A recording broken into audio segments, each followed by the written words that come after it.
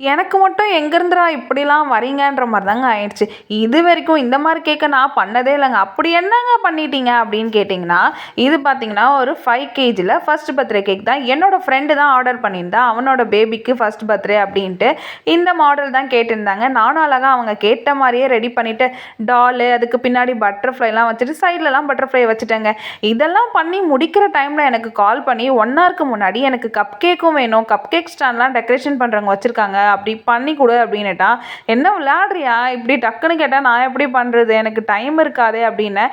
சரி ஓகே நான் கடையில வாங்கிட்டு வந்து வச்சிரவா அப்படின்னு கேட்டான். கடையில வாங்கிட்டு வந்து வச்சா நல்லாவா இருக்கும்? சரி நீ வாங்கிட்டு வந்து என்கிட்ட குடு. நான் அழகா கப் கேக்ல கப்புல வச்சு உனக்கு வந்து மேல க்ரீம் வச்சு தரேன் அப்படின்னு சொல்லிட்டாங்க. அவனும் ஒரு 4, 5 பாக்கெட்ட வாங்கிட்டு வந்துட்டான். எல்லாத்தையும் பிரிச்சு கொட்டி அதில் இருந்த கவர்லாம் எடுத்து நம்ம கப்பில் வச்சு அழகா அந்த க்ரீமையும் போட்டாச்சுங்க. மேலே ஸ்ப்ரிங்கிள்ஸ்லாம் போட்டு சூப்பராக நம்ம கப் கேக் மாதிரியே ரெடி பண்ணியாச்சு. என்னெல்லாம் பண்ணுறதா இருக்கு பாருங்க.